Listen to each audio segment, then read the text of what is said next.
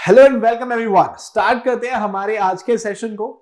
आज हम जो स्कीम पढ़ने वाले हैं यह है प्रधानमंत्री मत्स्य संपदा योजना। मत्स्य हिंदी का वर्ड है जो रिलेटेड टू फिशरीज है कि पानी के अंदर जो संपदा है, बिकॉज हमारे पीएम यानी प्रधानमंत्री जी ने टारगेट कर लिया है कि पानी में जो संपदा है उसको किस तरह से सस्टेनेबली ग्रोथ करवा के प्रोड्यूस किया जाए। जैसे पानी के अंदर ये संपदा नहीं दिख रही है उसी तरह से हमारे यहाँ पे जो है ना ये संपदा भी हर किसी को दिखती नहीं है, बट जैसे दिख जाती है ना वो इसकी सस्टेनेबल ग्रोथ करके और फाइनल सिलेक्शन ले लेता है।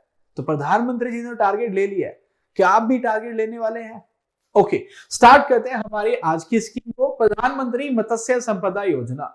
मत्स्य जैसा कि मैंने बोला फिशरीज से रिलेटेड। अगर फिशरीज की बात करेंगे, फिशरीज प्रोडक्शन में हमारा जो रैंक था वो सेकंड था, फिर थोड़ा टाइम पहले रिपोर्ट्स में थर्ड हो गया था इसलिए बोल रहा हूं बिकॉज आपका पेपर जब आएगा ना तो प्लीज एक बार मेरे करंट अफेयर नोट से वेरीफाई जरूर करना, बिकॉज ये पोजीशन चेंज हो सकती है, ऊपर नीचे हो सकती है, तो फाइनल पेपर तक वेट करेंगे। बट इस टाइम पे जो स्कीम है ना, इस स्कीम का मेजर विजन क्या है, थोड़ा ध्यान से समझना बात को। देखो, अगर मैं एक टीचर हूं और तुम लोग सारे मेरे सामने क्लास में बैठे हो, मुझे लगता है कि क्लास का जो प्रोडक्टिविटी है या क्लास में बच्चों को नॉलेज मिल रहा है उसे बढ़ाना है, तो मुझे दो काम करने पड़ेंगे।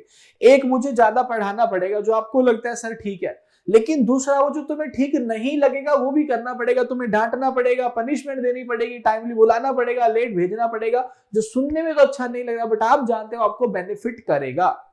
आप सोचोगे ये वाली बात यहां पे क्यों कर रहा हूं, ऐसा इसलिए बिकॉज अगर फिशरीज में सस्टेनेबल प्रोडक्शन लेके आना है, बिकॉज ये स्कीम जो है ये सस्टेनेबल प्रोडक्शन पे और ग्रोथ को टारगेट करती है।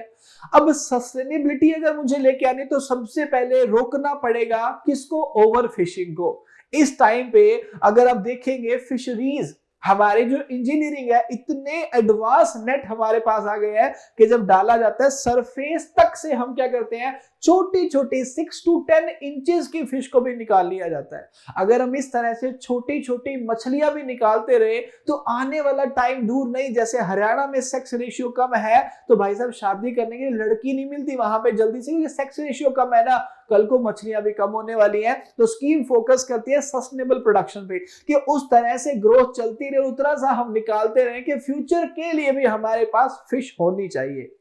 तो ओवर फिशिंग को रोकना पड़ेगा। ओवर फिशिंग रोकने से फायदा तो होगा लेकिन कुछ लोगों का नुकसान भी होगा, बिकॉज बिजनेस रुक जाएगा। दूसरा, इस स्कीम के अंडर में गवर्नमेंट आपको और स्टेट्स को सब्सिडी भी देगी, जिस सब्सिडी का यूज करके आप क्या कर सकते हैं, नए नए प्रोजेक्ट चला सकते हैं और उससे क्या होगा, फिश का प्रोडक्शन बढ़ेगा। इवन अगर आप देखेंगे फिश के प्रोडक्शन को बढ़ाने के लिए गवर्नमेंट इस स्कीम के थ्रू अगेन टारगेट कर रही है ब्लू रेवोल्यूशन।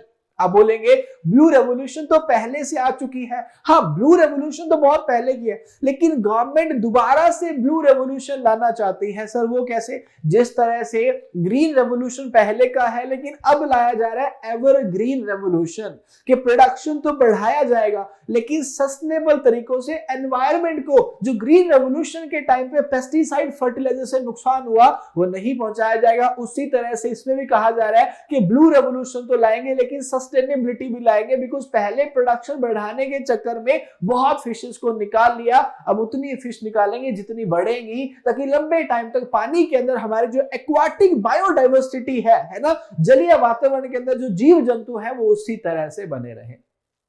उम्मीद करता हूं स्कीम का इंट्रोडक्शन आप लोग समझ गए होंगे। उसके अलावा अगर आप ब्लू रेवोल्यूशन, नीली क्रांति की बात करेंगे ना, तो फिशरीज के अंदर एक नया टाइप है जिसे बायोफ्लो कहा जाता है। वो अपने आप में रेवोल्यूशनरी है, उससे फिश प्रोडक्शन बहुत बढ़ता जा रहा है। आप बायोफ्लोक फार्मिंग के बारे में जानते होंगे, नहीं जानते तो आप कहेंगे तो मैं अगली वीडियो में आपको बायोफ्लोक फार्मिंग के बारे में बता दूंगा।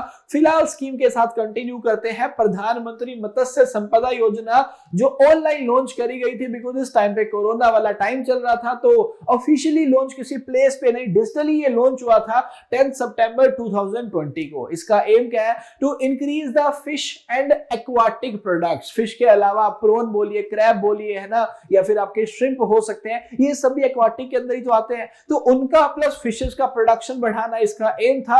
इंप्लीमेंटेशन पीरियड जो है वो 2020-21 से लेके 2024-25 यानी 5 साल का इसका क्या है, इंप्लीमेंटेशन पीरियड है। डिपार्टमेंट जो इससे डील कर रहा है वो कौन सा? डिपार्टमेंट ऑफ फिशरीज इस स्कीम को इंप्लीमेंट करेगा।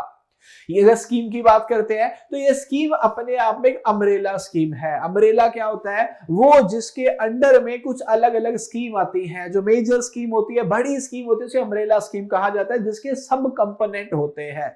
जैसे तुम अम्ब्रेला लो और तुम और तुम्हारे साथ तुम्हारे वाली वो चल रही हो तो अम्ब्रेला एक, उसके नीचे तुम दो, कल को शादी हो जाएगी फिर तुम हो जाओगे तीन, है ना। चलो ये मजाक की बात है, बट अम्ब्रेला का मतलब जिसके सब कंपोनेंट होते हैं, right. So it's an umbrella scheme to develop the fisheries sector with total outlay. ये आपको याद करना पड़ेगा कितना आउटले इसका, 20,050 करोड़, 20,050 करोड़ का आउटले, मतलब पूरा एक फंड दिया गया जिसके दो कंपोनेंट है, एक है सेंट्रल सेक्टर स्कीम, एक है centre sponsored scheme. Central sector का मतलब यहां पे तो सारा काम सेंटर खुद ही करेगा, बेनिफिशियरी ओरिएंटेड स्कीम है। अगर आप जनरल कैटेगरी से हैं और आप कोई प्रोजेक्ट चलाते हैं तो आपको सेंटर सब्सिडी देगा 40% की, पर अगर आप एससी है, एसटी है या फिर विमेन है तो आपको सब्सिडी मिलेगी 60% की। कौन दे रहा है subsidy? Central government. Centre sponsored का मतलब क्या है? अगर कोई स्टेट अपने लेवल पे कुछ करना चाहता है तो सेंट्रल उसे असिस्टेंस देगा, मतलब सेंट्रल गवर्नमेंट उसे पैसा देगी। अगर वो नॉर्थ ईस्टर्न स्टेट है तो उनको 90% दिया जाएगा। अगर नॉर्मल स्टेट है जैसे पंजाब, हरियाणा, राजस्थान, उत्तर प्रदेश या फिर एमपी है, उनको 60% दिया जाएगा। और दिल्ली, चंडीगढ़, पुडुचेरी जैसे यूटी है तो उनको कितना परसेंट फंडिंग मिलेगी? 100%, बिकॉज जो यूटी होती है वो तो डायरेक्टली सेंट्रल गवर्नमेंट के कंट्रोल में ही होती है, तो उनको तो 100% मिलेगा। लेकिन नॉर्मल स्टेट को 60% मिलेगा, नॉर्थ ईस्टर्न स्टेट को कितना मिलेगा? 90% मिलेगा। और अगर इंडिविजुअल को दिया जाएगा तो फिर एससी, एसटी और वीमेन को 60%, जनरल कैटेगरी को 40% की सब्सिडी या फिर असिस्टेंस दिया जाएगा। क्यों दिया जा रहा है? ताकि फिशरीज का प्रोडक्शन जो है वो क्या हो सके? इंक्रीज हो सके। बट अगेन किस तरह से? सस्टेनेबिलिटी से। हमने कहा ये अम्ब्रेला स्कीम है तो इसके अंदर ministry of food processing industry की जो स्कीम है, जैसे कि मेगा फूड पार्क यानी फूड पार्क जो स्कीम है, फूड सेफ्टी इंफ्रास्ट्रक्चर, वो भी इसी के अंडर में आ जाते हैं।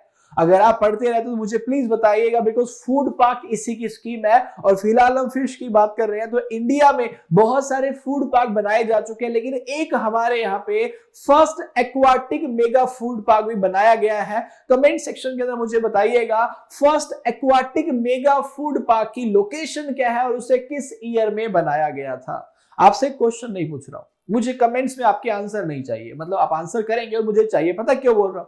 क्योंकि आप इस आंसर को ढूंढने के लिए ना इंटरनेट पे जाओगे और आपके पास भी टेक्निकल लिटरेसी आएगी। बिकॉज मुझ जैसे बंदों पे डिपेंडेंट मत रहो कि हर बार जब स्कीम पढ़नी है तो मेरी ही वीडियो देखनी पड़े। धीरे धीरे सीखते जाओ और खुद को आत्मनिर्भर बनाओ कि कल को कहीं फंस जाओ तो मैं खुद अपने लिए अपने रास्ते ढूंढ सकूं, ना कि यूट्यूब पे वीडियो देखना पड़े। बट फिलहाल मुझे देखते रहिएगा, स्कीम को पूरा करते हैं। सो मेगा फूड पार्क और फूड सेफ्टी इंफ्रास्ट्रक्चर इसके अंडर में आते हैं। किसके? प्रधानमंत्री मत्स्य संपदा योजना के। The government has set a target for fish production and that is to achieve the target of 15 million ton by 20 and 20 million ton का टारगेट लिया गया है 2022-23 के लिए। आप अगला टारगेट याद कर लो कि भाई प्रोडक्शन का टारगेट जो कितना है 20 मिलियन टन का है, कितना? 2022-23 तक। प्रधानमंत्री मत्स्य संपदा योजना एम करती है to enhance fish production to 220 lakhs metric ton with an investment of over 20,000 crore by 2024-25। जो गवर्नमेंट ने स्कीम चलाई है फ्रॉम 137.58 लाख मीट्रिक टन। देखो इतना है, इसको बढ़ा के इतना हमारी गवर्नमेंट टारगेट कर रही है ताकि ग्रोथ रेट जो है at an average annual growth rate of 9%, ये इतना जो था 9% से हर साल बढ़ता रहे और फिर हम 2023 तक जाते जाते 25 तक जाते थे टारगेट को अचीव कर ले। वो ग्रोथ रेट का जो टारगेट है वो कितने परसेंट का है? 9% का। अगर आज की बात करेंगे तो India has attend the status of second largest aquaculture. Aquaculture में हमारा रैंक सेकंड है, फिशरीज के अंदर हमारा रैंक थर्ड है एंड हम fourth largest fish exporting nation है, मतलब एक्सपोर्ट के अंदर हमारा रैंक फोर्थ है। रिडक्शन की बात करेंगे, मछली को पानी से निकालने के बाद बहुत सारे लॉसेस हो जाते हैं, उन लॉसेस को पोस्ट हार्वेस्ट लॉसेस कहा जाता है। तो ये स्कीम सस्टेनेबल डेवलपमेंट में फोकस कर रही है। तो ये स्कीम कहते हैं कि पोस्ट हार्वेस्ट लॉसेस को भी कम करेंगे, तभी तो मेगा फूड पार्क स्कीम को इसके अंडर में लाया गया। Because mega food park processing करेगा ना, और प्रोसेसिंग से लॉसेस क्या हो जाएंगे? कम हो जाएंगे। So reduction of post harvest losses 20-25% जो लॉसेस है उसको घटा के हम कहां पे ले आना है? 10% पे लेके क्या ना, वो भी इस स्कीम का टारगेट है। और ये स्कीम ये भी टारगेट करती है increase in domestic fish consumption from about 5 to 6 kg। अभी लोग एक साल में 5 से 6 किलो फिश खा रहे हैं, तो वो जो एवरेज है प्रोडक्शन को बढ़ा के कहां पे ले जाना है, 12 kg पे। आप बोलेंगे सर फिश क्यों खिला रहे हो लोगों को ज्यादा? अरे भाई, न्यूट्रिशनल गोल को सिक्योर करने के लिए ICMR, Indian council of medical research, कहता है कि एक बंदे को एक साल में 12 किलो क्या खाना चाहिए, मीट खा लेना चाहिए। बट नहीं खा रहे हो तो मतलब बॉडी के अंदर क्या है, न्यूट्रिशनल डेफिशिएंसी हो जाएगी। नॉन वेजिटेरियन लोग ऑफेंड मत हो जाना कि सर ऐसा कैसे बोल दिया, सॉरी वेजिटेरियन लोग, कि सर आप तो कह रहे हो मीट खाना चाहिए। भाई मैं नहीं कह रहा, मैंने बोला अकॉर्डिंग टू ICMR, मेरे अकॉर्डिंग नहीं, मेरे अकॉर्डिंग जो अच्छा लगे वो करना चाहिए। बट ICMR कहता है कि 12 kg आपको मीट कंज्यूम करना चाहिए। मीट होगा तब तो कंज्यूम करेंगे ना, तो प्रोडक्शन बढ़ा के फिर क्या किया जाएगा, लोगों का कंजप्शन भी बढ़ाया जाएगा। ये थी हमारी छोटी सी बट बहुत बड़े टारगेट वाली प्रधानमंत्री मत्स्य संपदा योजना। अगर बायोफ्लो का आपको पता है तो बहुत बेस्ट है, कोई दिक्कत नहीं है। नहीं पता तो मैं डेफिनेटली आपको किसी और वीडियो के अंदर समझा दूंगा। इस स्कीम में अगर आपको कोई डाउट हो तो प्लीज नीचे लिखिएगा। आज मैंने इसके 5 क्वेश्चन नहीं डाले हैं किस तरह से, जिस तरह से मैं पूछता हूं, बट मैं आपको 5 क्वेश्चन, बिकॉज पिछली वीडियो में आपने मुझे फीडबैक दिया था कि एडिटिंग पुराने तरीके से, बट क्वेश्चन वो ठीक थे, तो मैंने भी देखा कि वो 50 सेकंड्स के अंदर 5 क्वेश्चंस हो गए थे। तो क्वेश्चन आपके आगे आने वाले हैं, आंसर कीजिएगा क्वेश्चंस को, जो भी आंसर होगा। एंड मेक श्योर इन बातों में मत जाइएगा, बिकॉज हर बार वीडियो के अंदर, अब मुझे नहीं पता बिकॉज मैं इसे रिकॉर्ड कर रहा हूं, मैं रिकॉर्ड सिर्फ इसलिए कर रहा हूं कि मैं चैट के चक्करों में ना फंसूं। मुझे लंबी नहीं करनी वीडियो, मुझे छोटे टाइम में, कम टाइम में ज्यादा नॉलेज देना है। बट अपने दिमाग को ये मत बोलना कि रिकॉर्डेड है कि लाइव है, कुछ फर्क नहीं पड़ रहा। फर्क ये पड़ रहा है कि क्या तुम्हें स्कीम का नॉलेज मिला, अगर मिला तो वीडियो परफेक्ट है, नहीं मिला तो लाइव हो चाहे रिकॉर्डेड हो, फिर तो वेस्ट हो गया। आंसर कीजिए क्वेश्चंस के, मिलूंगा आपसे आपकी नेक्स्ट वीडियो में। Till then take care, bye bye, have a great time. जय हिंद, जय भारत।